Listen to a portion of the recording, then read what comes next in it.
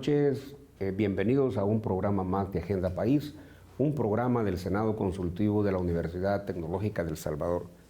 Esta noche estaremos abordando un tema de mucha importancia, propiedad intelectual, situación en El Salvador, la creatividad y la innovación humana, cómo se protege, qué es lo que pasa en el mundo de la economía del país y del mundo para poder abordar estos temas. Para comprenderlo mejor de lo que vamos a abordar esta noche, hemos preparado un reportaje. Helo aquí. Propiedad intelectual, situación en El Salvador. La propiedad intelectual juega un rol fundamental en el desarrollo económico de los países. La creatividad e innovación humana se tutelan bajo los derechos de propiedad intelectual, cada uno de ellos con sus propias características especiales, dependiendo del tipo de creación. Para el caso, la propiedad industrial regula los signos distintivos e invenciones que se enmarcan en actividades industriales o comerciales. En tanto, el derecho de autor protege otras creaciones emanadas de la individualidad, independientemente de su mérito o forma de expresión. La propiedad intelectual es una de las áreas del derecho de mayor evolución. Las tecnologías de la información permiten que obras protegidas por el derecho de autor sean difundidas con gran rapidez hasta públicos masivos en tan solo segundos. Esto ha generado retos legales importantes para proteger tales obras y preservar los derechos que todo creador tiene. La importancia del derecho de autor radica también en las excepciones de protección, a efecto de poder tener acceso a información utilizando herramientas permitidas por la misma normativa. La tecnología también ha incidido en temas de innovación, que influyen en nuevos tipos de patentamiento de procesos y productos. Nuevos signos propios de las marcas han aparecido con las nuevas tecnologías, por lo que también se hace necesaria su tutela conforme a estas nuevas creaciones. En definitiva, la promoción, desarrollo y fomento de la creatividad en un país juega un papel fundamental como eje angular del desarrollo, el cual no puede funcionar sin una normativa moderna que permita gozar de los derechos que todo creador posee. Los beneficios de promover la creatividad son múltiples, para lo cual siempre se necesita contar con instituciones que apoyen a los innovadores. El Salvador ha tenido su propia evolución legislativa en esta materia, desde la Ley de Marcas de Fábrica de 1910 y reformada en 1921, que reguló los signos distintivos, pasando por la Ley de Patentes de Invención en 1913, y en materia de derechos de autor, disposiciones del Código Civil y la Ley de Derecho de Autor del año 1963. Se han tenido otros ordenamientos jurídicos como el Convenio de París para la protección de la propiedad industrial, hasta la promulgación de la Ley de Marcas y otros signos distintivos en el año 2002, siendo desde esa fecha el registro de la propiedad intelectual el competente para administrar estos bienes. Sin duda, se trata de un tema que debe tenerse presente en la cotidianidad de las organizaciones y tener claridad en la respuesta a interrogantes como: ¿a qué fenómenos se aplica la propiedad intelectual? ¿Cuál es la situación en El Salvador? ¿Qué acciones deben implementarse para mejorar la regulación en nuestro país? Estos son algunos de los temas que se abordarán en este programa de Agenda País. Como decía, estamos abordando el tema de propiedad intelectual y situación en El Salvador. Para eso hemos invitado a dos distinguidos y jóvenes juristas de este país, especialistas en la materia. Me acompaña el licenciado Danilo Rodríguez, abogado de la República, abogado en ejercicio, miembro de una firma importante del país, y también el licenciado Giancarlo de la Gasca, abogado de la República en ejercicio, quien también está en esta área especializada de la propiedad intelectual. Gracias por acompañarnos, Danilo, Giancarlo. Creo que vamos a abordar esta noche temas importantes en este país. Quisiera comenzar en esta primera parte hablando quizás brevemente de algunos antecedentes, hacer una especie de introducción al tema de la propiedad intelectual. ¿Qué es la propiedad intelectual? ¿Cómo se configura? ¿Cuáles son los principales derechos de propiedad intelectual? ¿Por qué se afirma, por ejemplo, que la protección de la propiedad intelectual también es un fenómeno económico? Me interesa contextualizar el tema, Danilo y Giancarlo, porque también cómo se comprende que un tema tan especializado como la propiedad intelectual dice relación directa con los intereses hasta de la población. No perdamos de vista que la creatividad y la innovación del ser humano llega a tener una repercusión también de carácter jurídico en términos de protección de qué es lo que yo tuve como creación, qué es lo que yo innové en procesos de carácter comercial, industrial, etcétera. ¿Qué nos puedes decir, Danilo, para contextualizar el tema y que sea de comprensión de nuestros televidentes? Bueno, primeramente, gracias, doctor. Gracias a la universidad por este espacio. Y en efecto, la propiedad intelectual no es más que otra cosa que aquella que se asigna a la creatividad humana, bajo ciertos parámetros y bajo ciertas condiciones que se derivan de los distintos derechos que las leyes van tutelando en cada país. Pero lo más importante de todo esto es que tradicionalmente, y hablando desde los tiempos cuando se hicieron las primeras leyes civiles, toda la gente hablaba de propiedad material y había poca legislación sobre la propiedad inmaterial o de bienes intangibles. Y resulta que la propiedad intelectual, esa que tutela la creatividad, se ha convertido, y ahora no podemos negarlo de ningún punto de vista, que es una de las herramientas que va a la mano de las nuevas tecnologías. Es decir, que empieza como signos distintivos y como patentes de invención, pero que ahora está, llamémosle, tutelando todo lo que se deriva de esta nueva creatividad o esta revolución, de esta cuarta revolución industrial que se está dando con los temas tecnológicos. Entonces, sí, la importancia es fundamental, no solo como un fenómeno jurídico, sino que, como usted bien dice, como un fenómeno económico, que redunda muchas veces entre el derecho y el acceso. ¿Por qué? Porque eso es la propiedad intelectual, tratar de buscar un balance entre los derechos, llamémosle exclusivos de los creadores, pero también cómo hacer para que esos derechos trasciendan a la sociedad. Y por eso es que se establecen plazos de protección dependiendo de cada derecho, que es lo que creería yo que vamos a indagar un poquito más adelante en el programa. Gracias, pero yo quizás para hablar de este tema, los que no son especialistas y los que no somos especialistas en la materia, de repente cuando se hablaba de propiedad intelectual, Giancarlo, en realidad uno decía relación directa con lo que incluso los especialistas llegaron a llamar derecho marcario. Entonces como que todo era marcas, distintivos comerciales, lemas, emblemas, etcétera, que se tenían que registrar, y hubo un momento en el que todo el mundo entendía de que eso se trata, pero parece ser que con la evolución de la tecnología y el internet y todas estas cosas, el derecho de propiedad intelectual se convierte en un tema mucho más amplio, ¿es correcto? Sí, doctor. Bueno, antes que nada, muchas gracias por la invitación. Un saludo muy especial a la universidad y a los televidentes.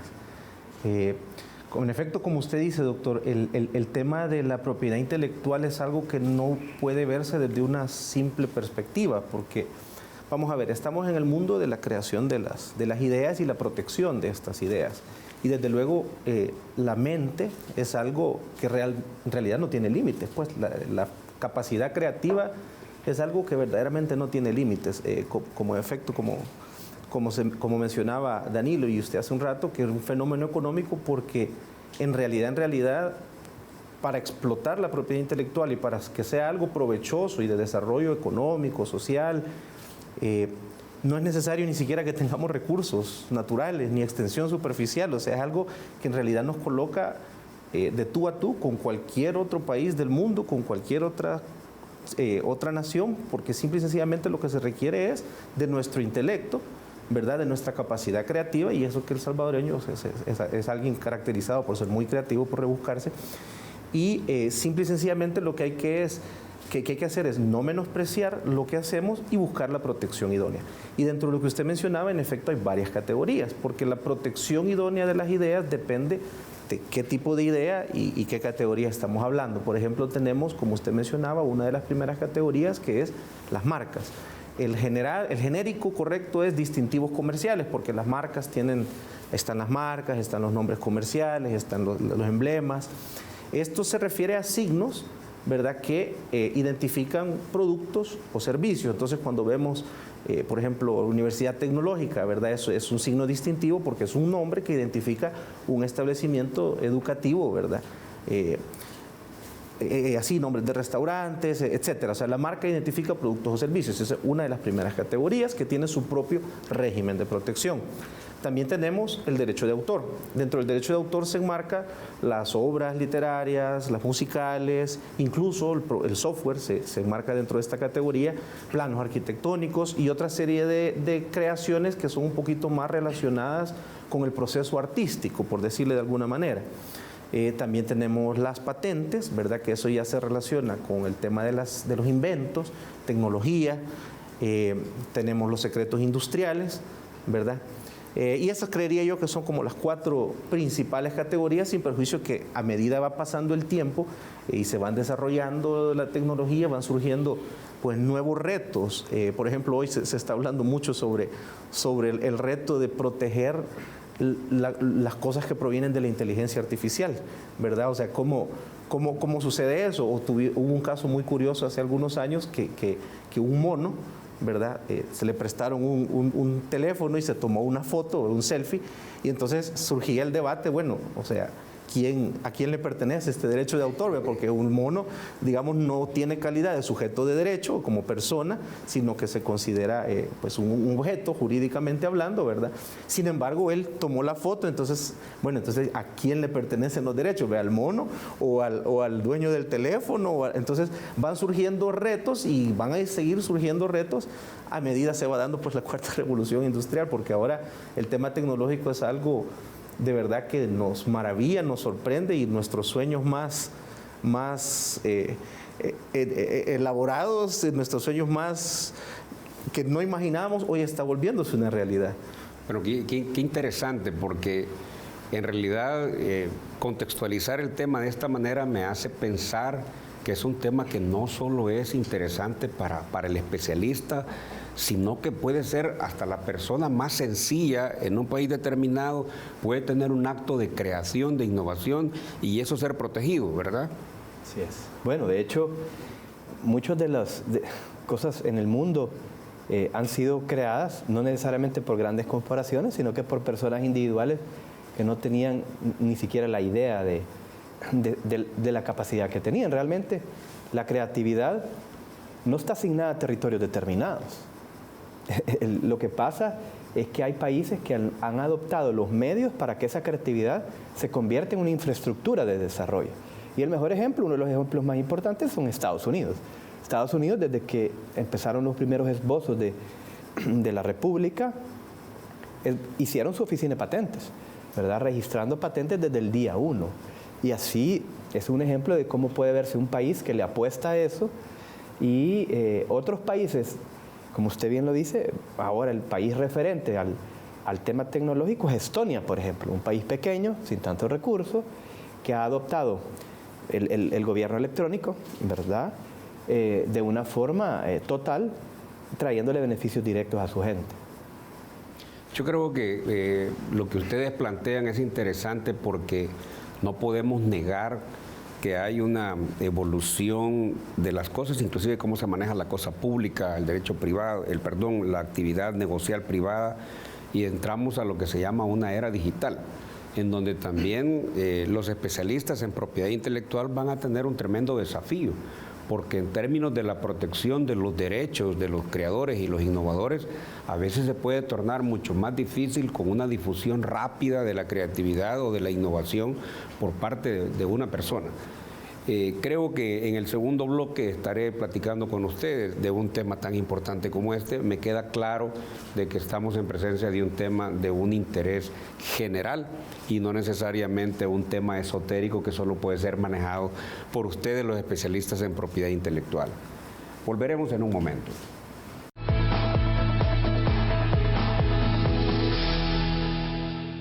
Aquí prevalecen la esperanza y el optimismo que nos han levantado una y otra vez.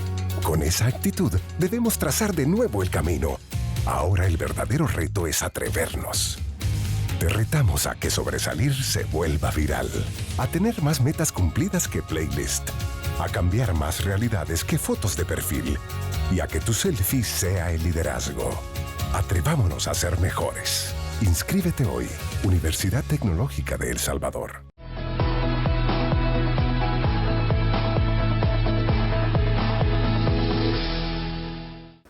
Vamos a iniciar este bloque hablando del tema de la propiedad intelectual en un mundo digitalizado, en un mundo en que la posibilidad de la creatividad puede ser conocida espontáneamente por miles de personas. Leía en un artículo que es innegable que las nuevas tecnologías ofrecen infinitas posibilidades a la hora de desarrollar obra creativa, además de la ventaja que se tiene de una difusión de una obra en la actualidad, pero surgen muchos problemas que se plantean a los titulares de la creación, a los usuarios, a las organizaciones de gestión colectiva que ustedes conocen, debido a la fácil manipulación de la obra digital.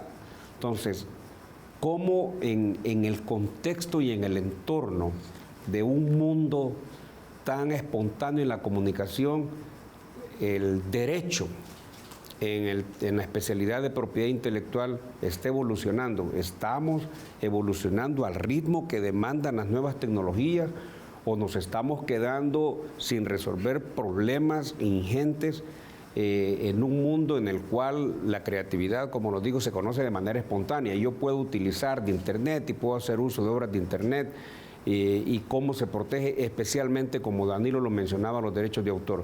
¿Qué piensa, Giancarlo, de este mundo digitalizado y cómo la propiedad intelectual ha evolucionado en este aspecto? Bueno, a mí me parece una maravilla porque siento que se da una oportunidad grandísima. Por ejemplo, yo hoy puedo ser famoso, ¿verdad? O dar a conocer mi obra artística sin necesidad de tener un gran nivel de producción o un estudio o una cámara ultra profesional. Basta con un teléfono, smartphone, un microfonito, y hay mucha gente que hace carrera de ser youtuber, por ejemplo, de poner videos, hablar de su vida, y uno a veces se pone a pensar, bueno, ¿y esta? ¿Qué me interesa? Tal vez la vida de una persona u otra. Sin embargo, hay un fuerte mercado porque muchas de estas personas lo que narran resulta muy interesante para otros, y muchas empresas encuentran la manera de monetizar esto. Claro, al hablar de un video, ¿verdad? Al hablar que yo lo pongo en una red digital, prácticamente estoy hablando de una producción audiovisual, y una producción audiovisual está como si fuera una película, un documental o algo, es algo que está protegido por la categoría del derecho de autor.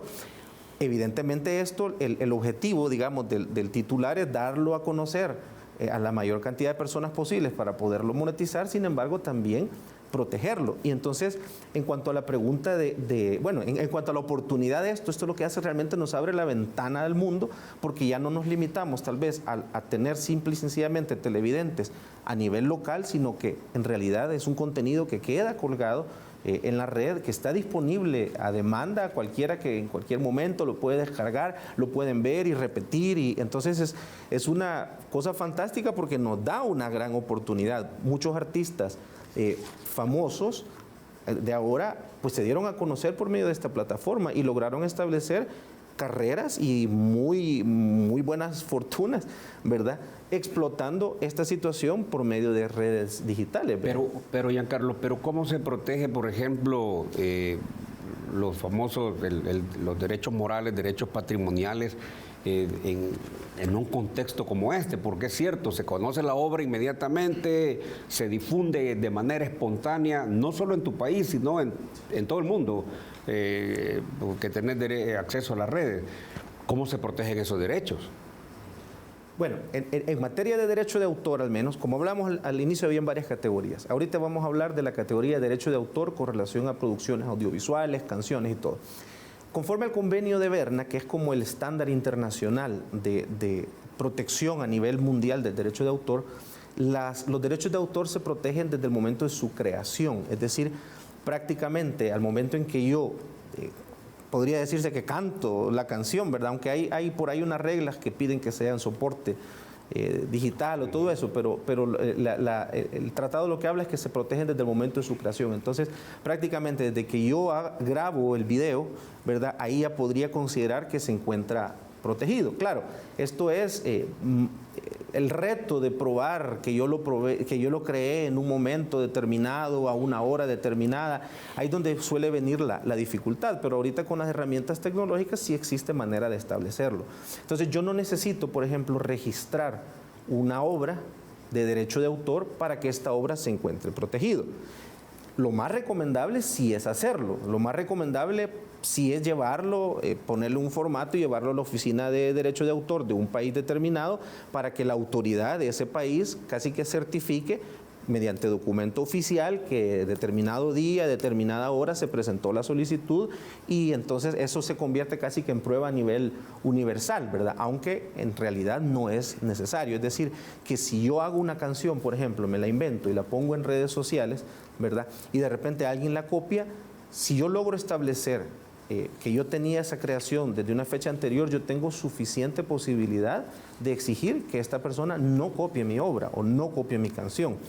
Pero ese fenómeno, Danilo, genera o puede generar un comercio ilegal de numerosas obras en un contexto como este, la espontaneidad con que yo hice una canción y la pongo en la red o en la nube, como dicen ahora, ya todo el mundo tiene acceso a la misma, pero hay regulaciones específicas de propiedad intelectual en este ámbito para que, por ejemplo, no se considere que todos los contenidos de Internet están libres de derechos de autor, porque uno de repente piensa cuando te metes a Internet, bueno, esta obra está aquí, yo me puedo apropiar de la obra para los fines particulares. Sí. ¿Cómo se regula eso, Daniel? Bueno, y volviendo al inicio de lo que hablábamos, las normas de derecho de autor han ido evolucionando a medida que los mismos inventos lo han exigido. El mejor ejemplo es el fonógrafo. Sale el fonógrafo, en algún momento viene a hacer temblar el tema de la música en vivo, la gente se lleva la música a la casa, ¿y qué es lo que genera todo eso? El fonógrafo y la radio generaron una legislación específica que se conoce como derecho conexo, que es derecho conexo al derecho de autor, que fueron convenios que se terminaron de firmar por el 50 y el 60. Y lo mismo está pasando ahora, con la época digital, la facilidad de diseminación de una obra. No solo de diseminarla, sino que de guardarla. Con la nanotecnología ahora se guarda una obra en un espacio pequeño. Entonces hay muchos problemas se dan por esa tecnología, pero sí hay mecanismos para evitar que se hagan esas infracciones. Uno de los mecanismos normalmente utilizados, lo que los americanos le llaman notice de take de bajarlo, take and down del material, que es simplemente, mire, usted está infringiendo derecho de autor, baje ese contenido. El dueño del autor le escribe a la plataforma, llámese YouTube, llámese Facebook, llámese cualquier otra página web, le dice, usted está violando una norma de derecho de autor. Y como bien lo dijo Giancarlo, el derecho de autor se prueba por el titular porque él es el creador desde las primeras líneas del poema, del libro, de la canción. Entonces, hay mecanismos en el ámbito digital para hacer valer el derecho. Y entre otros mecanismos que están, por ejemplo, ¿verdad? Que no solo para prohibirle a otro, sino que hay mecanismos también de excepciones al derecho de autor para utilizar las obras. Y eso es bien importante conocerlo, porque el derecho de autor no solo tiene mecanismos para que otro no utilice mi obra, pero también hay mecanismos de excepción al derecho de autor que permiten ciertos usos legales que también hay que conocerlos para que la gente no incurra en algún tipo de violación. Déjenme plantearles, me parece que la espontaneidad y la magnitud de la difusión de la creatividad o innovación de una persona a través de la red, de Internet, etcétera, genera la posibilidad de mayores conflictos también entonces en el mundo de la propiedad intelectual. Y bueno, siendo bastante amigo del derecho procesal, ¿dónde yo voy a reclamar esos derechos? O sea, ¿y cómo los voy a reclamar? ¿En qué jurisdicción, por decirlo de esa forma, yo puedo hacer valer mi derecho? No sé qué piensa, Giancarlo. Sí, eso es un reto muy grande. De hecho, el Internet suele ser conocido como tierra de nadie, ¿verdad? Y precisamente por esa dificultad procesal para establecer es que muchas de estas empresas han establecido estos mecanismos casi que autorregulación para poder yo poner un contenido, yo lo puedo denunciar en Facebook, en YouTube, en todas estas redes, tienen mecanismos. Si observan, si ustedes alguna vez han denunciado o por curiosidad, a la hora de denunciar, precisamente uno de los principales motivos que ya está ahí tipificado es haber reproducido una imagen o algo o un contenido sin ser el titular del derecho de autor.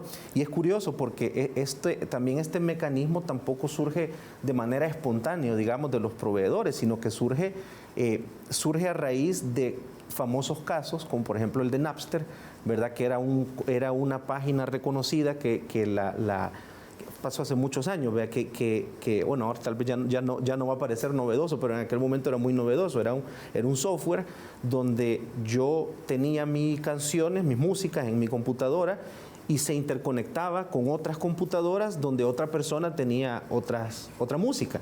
Entonces lo que hacíamos era cruzábamos, yo buscaba la canción que yo quería y la encontraba que otro lo tenía en su computadora. Entonces lo descargaba a partir de su computadora. Entonces, ¿qué pasó? Llegaron en algún momento dado los titulares de derecho a denunciar que esto era una infracción porque se estaba reproduciendo material sin el permiso. Y la empresa esta Napster lo que alegó en su defensa era, miren, yo no soy el que hace las infracciones, son los diferentes usuarios, ¿verdad? Entonces, sin embargo, los tribunales determinaron que sí, en efecto, aunque eran los usuarios los que hacían la infracción, la empresa, ¿verdad?, como tal, facilitaba la plataforma para que esta gente hiciera la infracción y como tal tenía un grado de responsabilidad.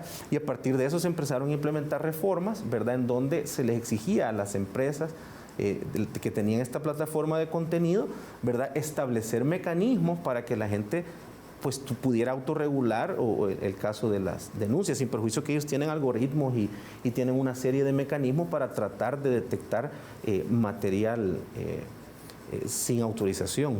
Me parece interesante. Vamos a ver, para hacerlo un poco más digerible, digámoslo así, pues yo sé que a ustedes les cuesta por la especialidad que tienen ustedes en propiedad intelectual, pero Danilo, ¿habrá un caso o conocerás algún caso de reclamo que un salvadoreño, por ejemplo, haya hecho de que le estén robando sus derechos de autor? Pero más allá de conocer un caso, estoy viendo que la trascendencia en términos de propiedad intelectual en función del fenómeno del Internet, por ejemplo, dice relación más fuertemente con la parte de derechos de autor y no con la parte tradicional de marcas, distintivos comerciales. Así es, en efecto. El tema digital incide directamente en el derecho de autor porque lo que el derecho de autor protege son obras. Y obras es lo que prácticamente vemos en Internet. Vemos información protegida, bueno, hay información no protegida, pero sí, en efecto, ha incidido directamente en el derecho de autor, en cómo proteger las obras. Y hay mecanismos también, está en nuestra ley, se llaman medidas tecnológicas efectivas, es algo que está en la ley de propiedad intelectual, que consiste en que si hay una persona que está violando una obra de derecho de autor, un software, una película, un CD, y además viola la medida tecnológica efectiva que trae el soporte material para poderla diseminar o para poderla reproducir indebidamente, incurre en otro delito. Ese es un ejemplo de cómo ha evolucionado las normas, no solo tutelando al propietario para de alguna forma reclamarle por la infracción del derecho de autor, sino que reclamarle por la infracción de violar la medida tecnológica efectiva que traen los equipos. Ese es un ejemplo. Y si hay casos de salvadoreños que han sido, les han violado su derecho de autor en muchas áreas, en fotografía, en obras de arquitectura, porque no todo, cuando uno piensa en derecho de autor, se le vienen libros, ¿verdad? Pero están los planos, están obras de arquitectura, más fotografía, las obras audiovisuales ni se diga, obras musicales, las pinturas o el arte plástico. Entonces, cada una tiene sus propias violaciones y sus propias violaciones. Entonces, sí, hay casos emblemáticos y yo el que me atreviera a decir que marca la pauta es uno en Estados Unidos de los editores de libros que demandaron a Google, porque Google había digitalizado todos los libros sin autorización de los editores. Y al final es un caso famoso que la Corte Suprema al final decide en favor de Google, porque no se estaba haciendo un uso injusto de los libros, se estaba haciendo un uso justo en la digitalización. Es un tema que marcó la pauta en el mundo para poder utilizar el material protegido bajo derecho de autor. Es interesante este tema de la propiedad intelectual, da para mucho, pero también sería interesante conocer cuál es la situación del país en términos de su regulación, en términos de emitir una política nacional de propiedad intelectual y qué esfuerzos ustedes pudieran haber advertido en los últimos años que nuestro país está haciendo para elevar este tema no solo a un conocimiento generalizado, sino también en términos de políticas gubernamentales. Volveremos en un momento para seguir abordando este interesante tema.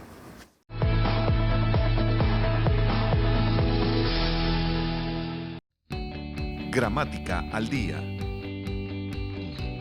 Sea bienvenido a Gramática al Día, el espacio que promueve el buen uso de la lengua española. Hoy hablaremos sobre el uso de los préstamos. Los préstamos son formas de crear palabras tomando términos de otras lenguas. Ello permite usar el nombre que tienen nuevas realidades en una comunidad de origen. Fútbol es un préstamo del inglés football, frente al término propio del español balompié. Aunque no haya objetos nuevos que nombrar, a veces se toma una palabra de una lengua de prestigio, de moda, en el lugar de la propia palabra española. La invitamos a estar pendiente de nuevas ediciones de Gramática al Día. Una producción de la Universidad Tecnológica y la Academia Salvadoreña de la Lengua, con el auspicio de Canal 33.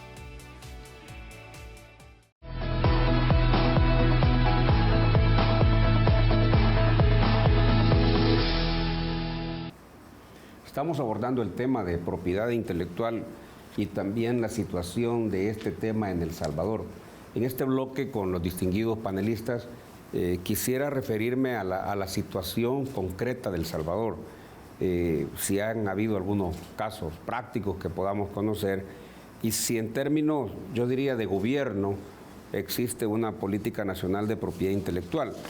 Yo vi un documento que se llama Política Nacional de Propiedad Intelectual del noviembre del 2014 y no tuve acceso a uno más. Yo entiendo que el nuevo gobierno del presidente Bukele está recién iniciándose y probablemente estén en la etapa de, sobre la base del programa de gobierno ofrecido en la plataforma electoral, a tener una política nacional de propiedad intelectual.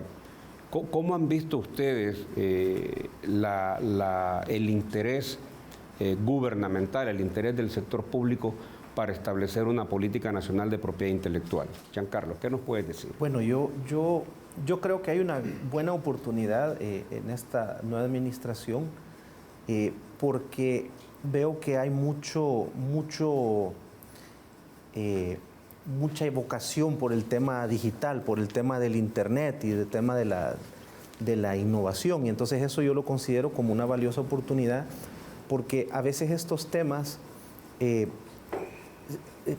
a veces son más difíciles de digerir de lo que uno creería. Entonces si ya tenemos un grupo de personas que conoce bien el tema del Internet, conoce bien el tema de las redes sociales, creo que existe mayor posibilidad que se pueda enfocar y enfatizar las políticas orientadas a estimular eso.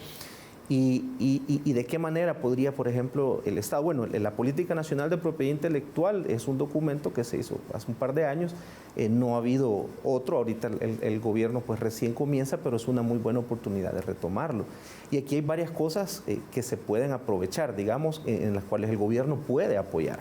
Por ejemplo, un tema donde nosotros tenemos un gran pendiente y que en efecto debería estimularse más porque se ha demostrado que aquellos países que tienen mayor cantidad de recursos invertidos en innovación, suele traducirse esto en bienestar económico. Y esto por el hecho de que primero, como decía, no se necesita ser un ultracientífico consagradísimo para poder crear un invento, para poder crear una patente. A veces en las cosas más sencillas, en la solución de problemas prácticos, ¿verdad? Uno puede encontrar una mina de oro, que es algo que lo puede después monetizar y licenciar, la forma de una taza, una silla ergonómica, la manera de un mecanismo, no tiene que ser algo así.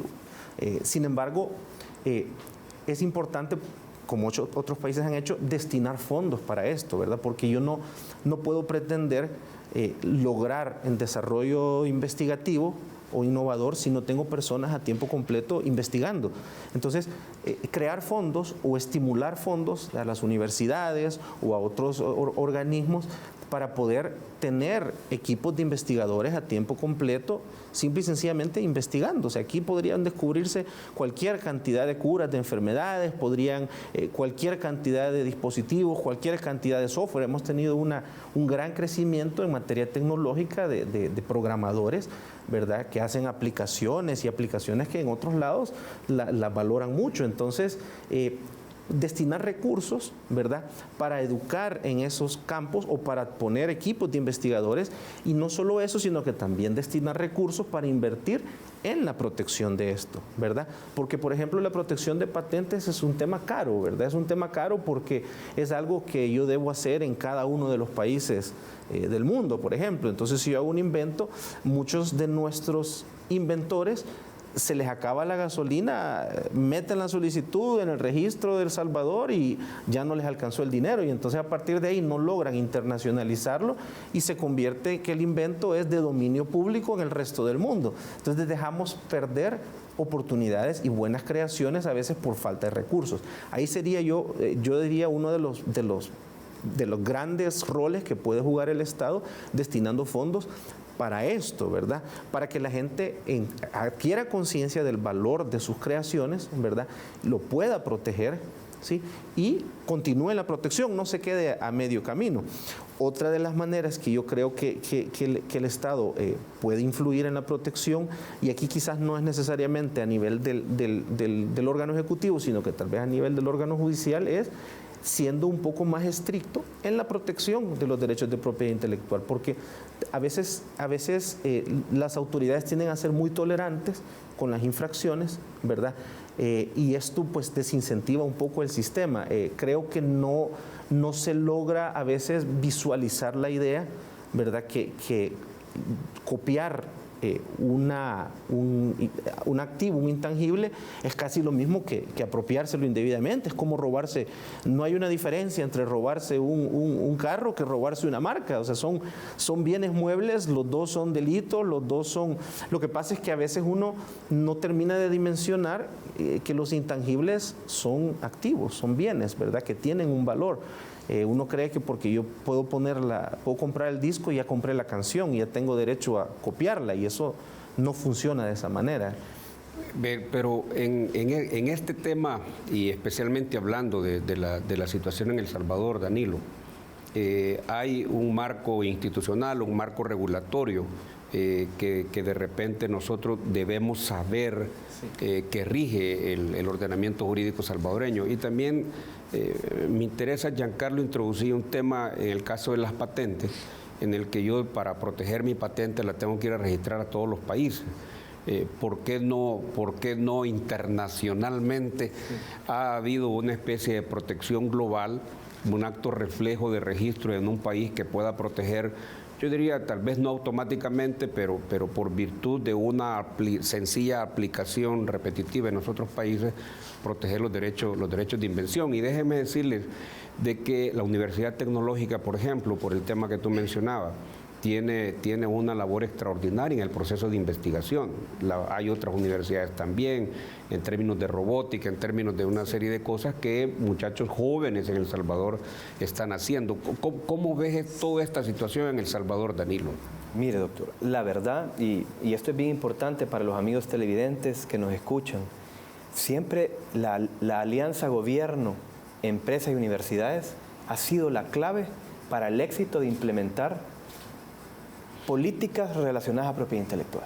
Entonces, aquí ha existido un buen marco legal, han existido instituciones que hacen muy bien su trabajo. El CNR acredita los derechos de marcas y las patentes de invención. El Ministerio de Economía maneja la política de propiedad intelectual. Por ejemplo, El periodo pasado tuvimos 5 denominaciones de origen, lo cual no teníamos, que relacionadas al café. Café Apaneca y la Namatepec y otras 4 más que son de Chaparrastique, que han sido ejemplos de cómo el gobierno se puso a hablar con la gente y con los productores, con el Consejo Nacional del Café, y armaron las condiciones para esas denominaciones de origen. Y ahí no estamos hablando de tecnología, estamos hablando de puro desarrollo local, comunal, comunitario, de toda la zona que trabaja en la industria del café. Ese es el mejor ejemplo de cómo hay que interactuar entre gobierno, empresa y universidad.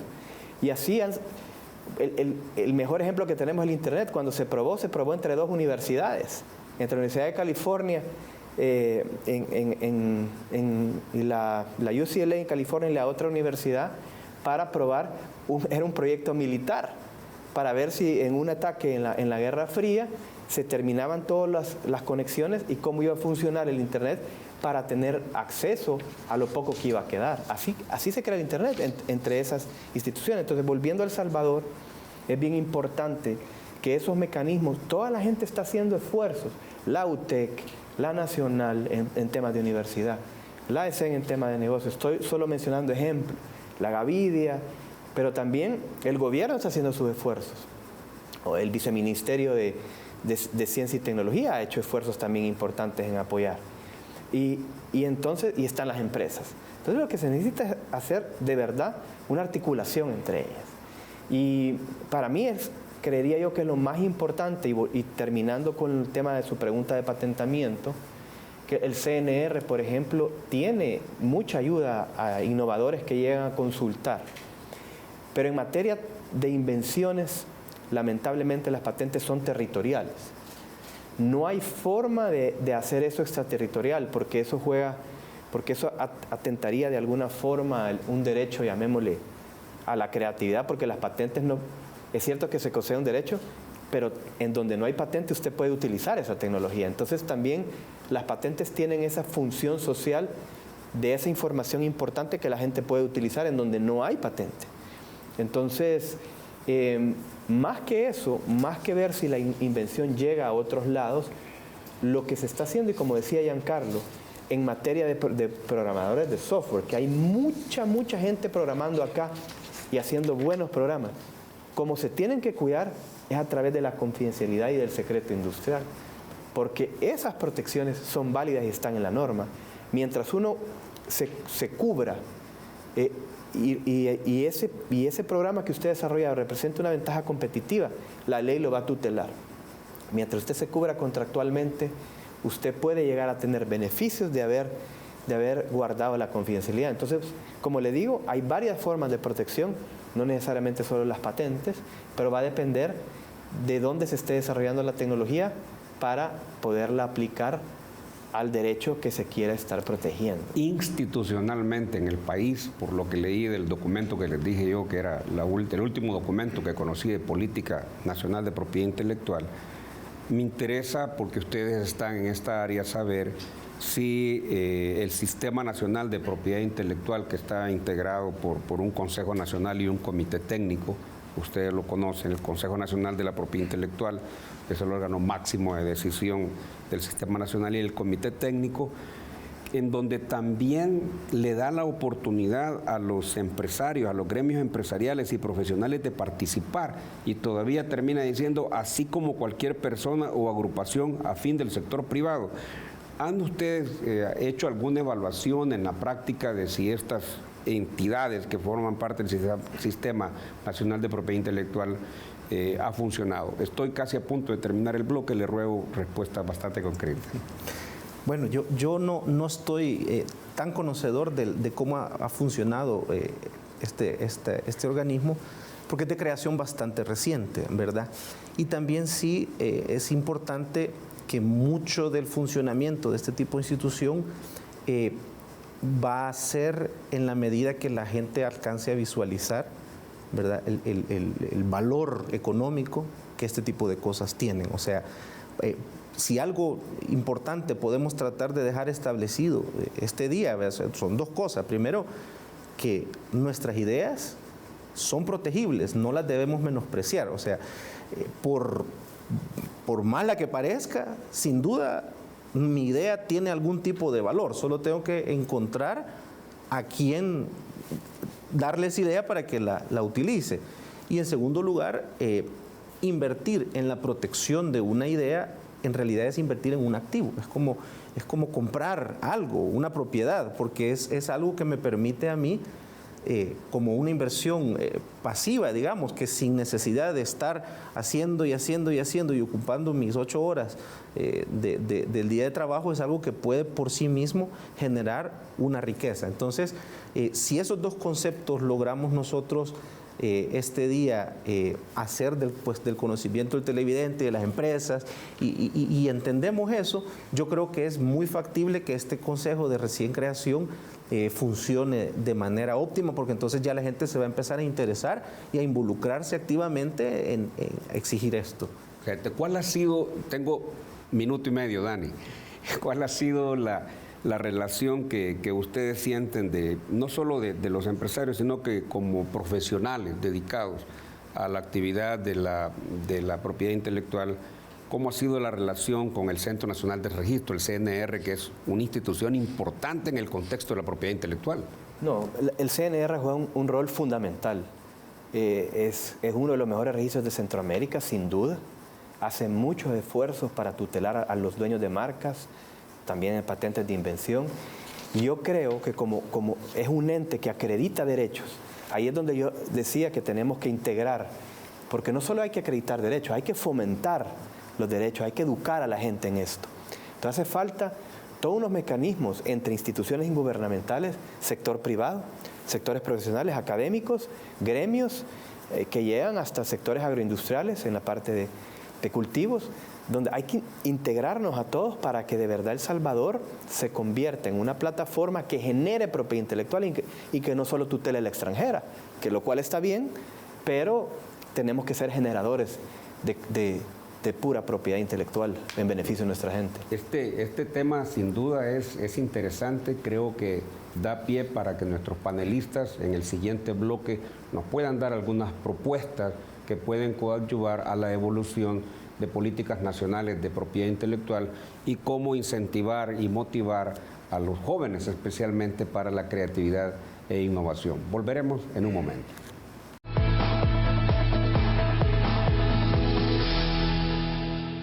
Aprendamos a ser mejores. Somos mejores personas cuando cumplimos nuestras promesas. Eso es compromiso. Atrevámonos a ser mejores. Una producción de la Universidad Tecnológica de El Salvador y Canal 33.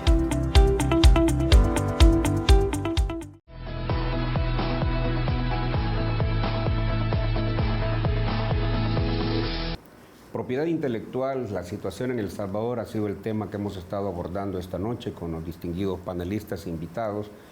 En este bloque me gustaría conocer de ustedes, en términos del diagnóstico que se ha hecho, cuáles pudieran ser los retos, los desafíos que El Salvador va a enfrentar en el futuro y con un nuevo gobierno que está comenzando el ejercicio del manejo de la cosa pública.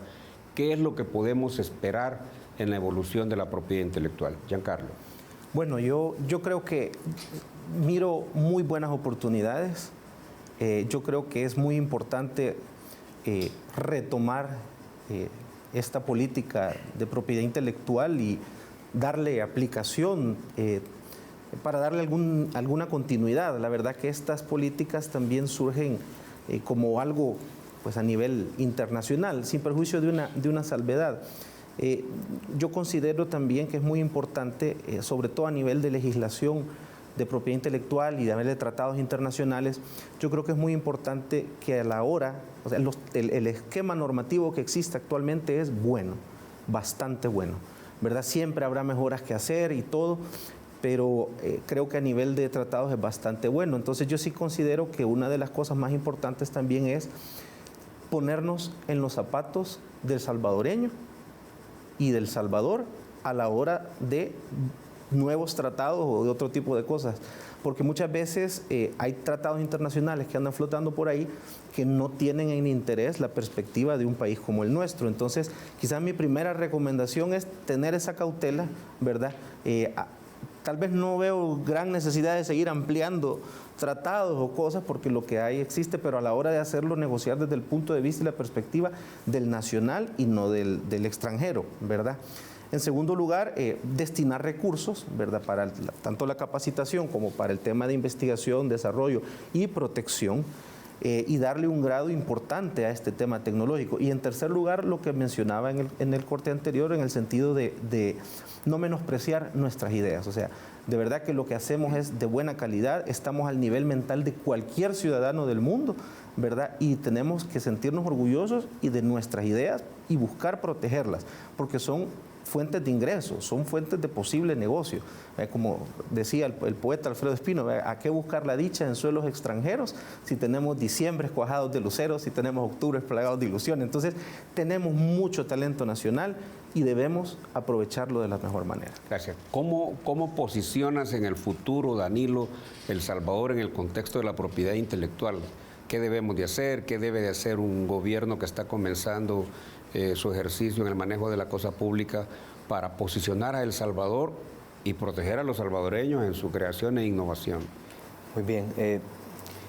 Los tratados multilaterales de propiedad intelectual siempre hablan de flexibilidades y de oportunidades. Y estos tratados tienen que conocerse. ¿Por qué? Así como hablamos de las dimensiones de origen, que se han creado 5. Bueno, se creó la indicación geográfica. La primera se creó de la pupusa de arroz el año pasado, si no me equivoco. Esas son las características que debemos de explotar. Nuestras propias cualidades como país se pueden explotar vía propiedad intelectual. La marca país, que es un concepto recientemente nuevo, que se tiene que potenciar más. La marca país es un distintivo de propiedad intelectual que se está promoviendo a nivel multirregional. Entonces, el gobierno, a mi juicio, y creo que hay muchos avances en eso, con la ley de economía digital y con muchos temas digitales, como lo mencionaba Giancarlo, tenemos que utilizarlos, pero principalmente en beneficio de nuestra gente. Entonces, el reto es conocer esos sistemas, esas flexibilidades, esas excepciones, para poder utilizar información que se convierta después en pura cultura, en puro desarrollo, que lo utilice la gente para el desarrollo económico y social. Entonces, la propiedad intelectual permite eso. La propiedad intelectual permite que agarremos una patente que no está acá y la desarrollemos porque son prácticamente medidas para hacer algún invento y puede ser pequeño. Entonces, hay tantas oportunidades que se derivan del sistema que tenemos que utilizar. Yo creo que la clave es identificarlas y unir a las instituciones para poder llegar a ser una verdadera política pública con inclusión de los 3 elementos que hable: universidades, empresa y gobierno. Bueno, es interesante el desarrollo que se ha hecho de este tema de propiedad intelectual. Sin duda alguna es un fenómeno, es una actividad que el gobierno debe tomarla en consideración a los efectos de establecer una política nacional de propiedad intelectual. Hemos visto cómo la creatividad, la creación, la innovación del más humilde de los salvadoreños puede ser protegida y puede generar los famosos derechos morales y patrimoniales de los que se habla en la propiedad intelectual. Gracias, Danilo, gracias, Giancarlo, por haber estado esta noche. Les recuerdo que es interesante acudir a las redes sociales para seguir el contenido del programa Agenda País. Buenas noches.